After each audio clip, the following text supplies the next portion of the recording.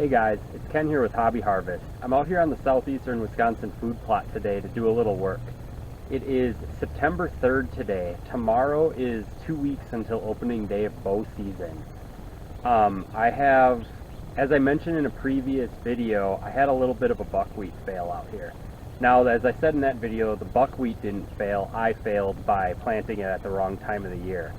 So what happened is when I planted my fall forage mixes out here, the buckwheat had already gone to seed and I planted buckwheat in with all of my other seeds. So that caused a bit of an issue. On this half of the plot, I planted brassicas. Those brassicas are coming up very nicely, but this buckwheat's starting to choke them out. So what I'm going to do to solve that problem is I'm going to seed in some tillage radish to add in some additional seed to maybe fill in some of these bare spots caused by the buckwheat or caused by just lack of germination of the brassica blend, and just to give me some extra green in here. I'm then going to take the weed whacker and I'm going to weed whack the tops of these buckwheat off, which will create some thatch for that new seed that I just planted and hopefully not damage my existing brassicas too much. That will hopefully set the buckwheat back pretty good and allow my brassicas to finally take off. We're also getting real close to having some cold nights here that will also help to really knock down this buckwheat and allow my brassicas, which are a lot more cold tolerant, to finally take off and grow. On the other side of the plot over here where I planted beans, peas, and oats, those are all doing very well even with the buckwheat. The buckwheat sort of acted like a nurse crop for them, but they have found their way through the buckwheat and they continue to grow very well. So I'm just going to leave that half alone and allow that the cold weather to just sort of naturally kill off that buckwheat when it comes time over there. While I was out here today, I also got the base for my stand put up. As I said in the other video as well, I would have liked to do that a lot sooner, gotten the whole stand out here a lot sooner, but with lumber prices the way they were this year, I just did not want to spend that. I ended up spending about a third or a quarter of what I would have a couple months ago, so I'm happy that I saved a little money, and if the deer end up not getting used to the stand till later in the season, so be it. By next year they should be used to it. I wasn't going to spend 3-4 times what I should have for this stand. So it's going to get hidden into this tree line behind me here. So you can look off this way. There's sort of this gap in the trees here. It's going to sit right here. It might be really hard to see the base since it's painted camo and all, but that's where it's going to go. I'm going to really try to get it to fill into that tree line. I transplanted some other trees in front of it, and I'll continue to do so, more of that as well. If you saw too, if you were following Hobby Harvest, I built like a tunnel that goes to that stand, and I'm going to use that as my hunter access to get into that stand. I'll have to finish where that hunter access, where that tunnel comes to the stand once the stand's completed, but my idea is that I can basically start some 50 yards away from the stand on the other side of this hill here, get into my stand without the deer seeing me. If I can be quiet enough, they won't hear me, and even being in that tunnel, I'm hoping it'll contain my scent, and my scent doesn't just blow all over the place out here. So I'm really hoping to have a very, very sneaky hunter access out here.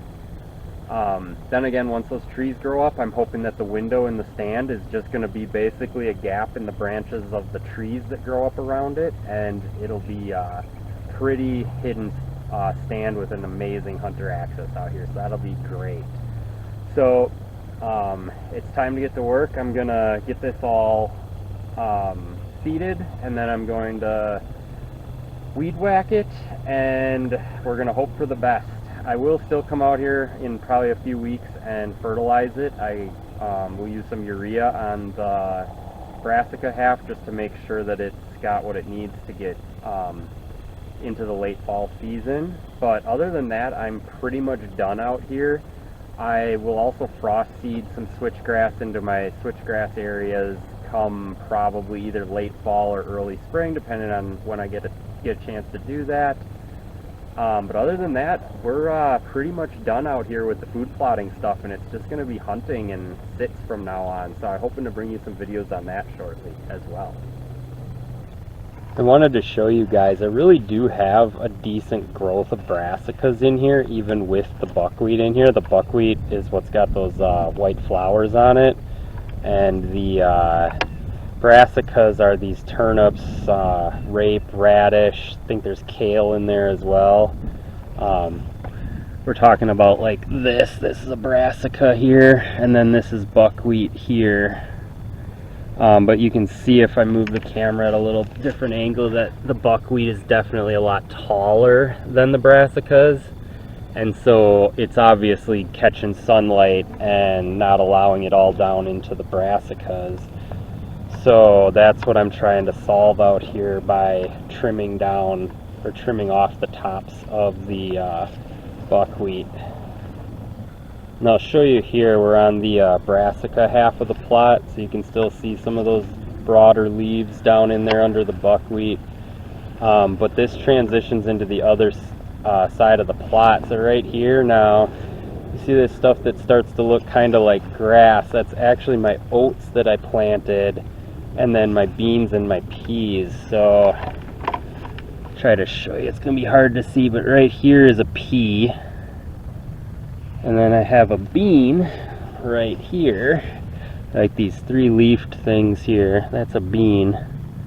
So again, the buckwheat's probably a little taller than they are, but they are definitely fighting to get to the top, to the surface. You can see here these peas are actually grabbing onto the buckwheat and pulling themselves up to the sunlight. So that's why I'm not going to chop down the buckwheat on this side, because the beans and the peas compete a lot better with the buckwheat than the brassicas do. So I'm going to give the brassicas a little help. It's going to be a little bit of manual labor that I'm going to have to do because I messed up and planted the buckwheat too early this year, but not too bad, and I'm hoping to enjoy the season out here and have a good plot to hunt over.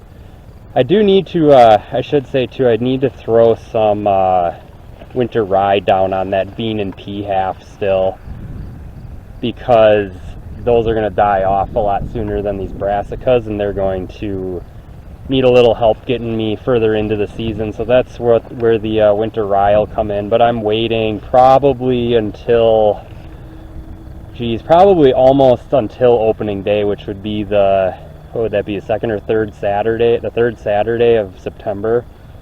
So it's like 2 to 3 weeks into the month is when I'm going to throw down that winter rye, just to carry me into the colder temperatures. Lesson learned. Plant buckwheat at the right time next year.